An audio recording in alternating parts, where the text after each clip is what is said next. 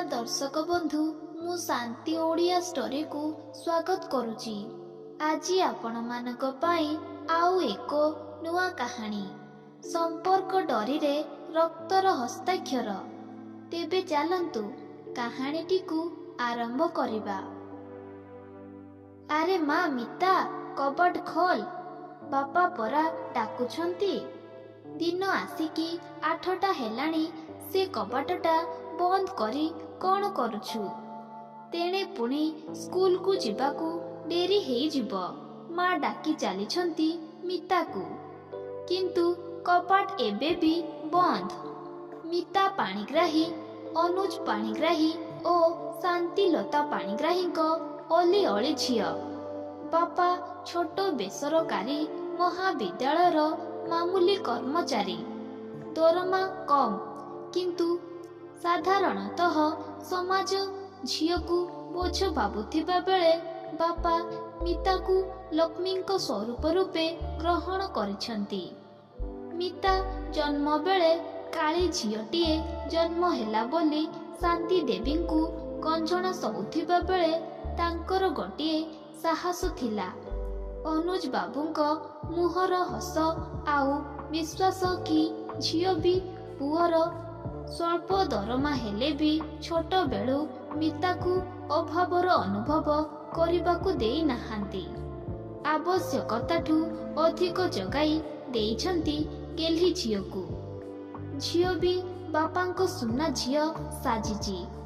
पाठ ठारू नेई खेल पर्यंत गीत नाच सबुथिरे प्रथम। तेणु सरकारी स्कूल रे पाठ पढ़िले भी समस्तंकर प्रिय भाजन होई पारिछि से। केबी अभियोग आउ गालीर सुजोग देइनी से। किंतु धीरे धीरे घरर परिस्थिति बदलिछि। सेमिति तो ब्राह्मण, सेथिरे पुणी मध्यवित्त। तेणु सबु प्रकारर सरकारी साहाय्यरू वंचित रहिछंती पाणिग्राही परिवार। दरमा कम, घर चलाइबा बापांक पाई दिनकू दिन कष्ट होई पड़ुची। सबु बेले बन्या वर्षा आउ झड़ सही सही अतिष्ट अनुज बाबू नुआ घरटीए तैयारी करिछंती। किंतु सेथि पाई जे से करज दामर शिकार होइछंती। ए विषय अनभिज्ञ अछंती शांति देवी।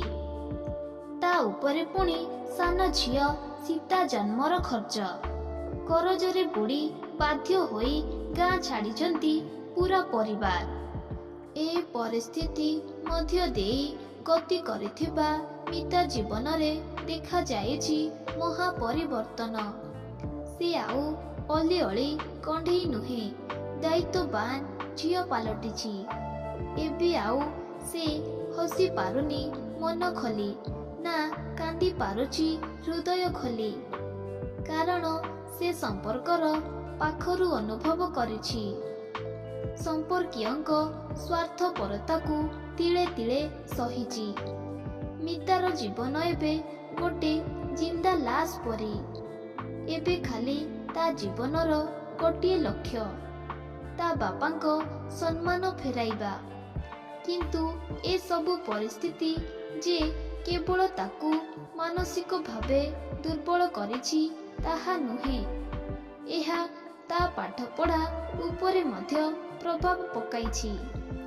विद्यालय रे पाठ पढ़िबा दिनठू श्रेणी रे प्रथम होई आसुथिबा मिता पाई विषय सबुरे पास हेबा भी कष्ट होई पड़िछि। बड़ कष्टरे से 3rd डिविजन रे पास करिछि 7म बोर्ड परीक्षा रे। ता परे प्रति श्रेणी रे बहुत कष्ट करिछि। बारंबार ता आखिरे नाची उठुछि अतीतर दृश्य पट। ता बापांक अपमान। बहु कष्ट करिछि से निज पूर्व प्रतिभा आउ ज्ञानर स्तर को ऊपर को नेबा पाई। बहु कष्ट कला परे शेषरे 10म श्रेणी परीक्षा पास करिछि मिता। ताहा भी पुणी 1st डिविजन रे। अनुज बाबू एहा सुनिबा परे खूब खुशी होइछंती। ହୋଇପାରେ ତାଙ୍କ ଝିଅ କେବଳ 60% ନମ୍ବର ରଖି ପାସ୍ ହେଇଥାଉ ପଛେ, କିନ୍ତୁ ତାହା ତାଙ୍କ ପାଇଁ ଆନନ୍ଦର ସୀମା ଡେଇଁ ଯାଇଛି। ତାପରେ ଆରମ୍ଭ ହୋଇଛି ମିତାର କଲେଜ ପଢ଼ା। ସେଠି ବି ସେ ଫାର୍ଷ୍ଟ ଡିଭିଜନରେ ପାସ୍ କରିଛି। କିନ୍ତୁ ତା ସାଙ୍ଗରେ ପାସ୍ କରି କମ୍ ନମ୍ବର ରଖିଥିବା ପିଲାମାନେ ବଡ଼ କଲେଜରେ ଜଏନ୍ ହୋଇଥିଲେ ବି ଅର୍ଥ ଅଭାବରୁ ତାକୁ ତାର ସବୁ ସ୍ୱପ୍ନକୁ ବଳି ଦେବାକୁ ପଡ଼ିଛି।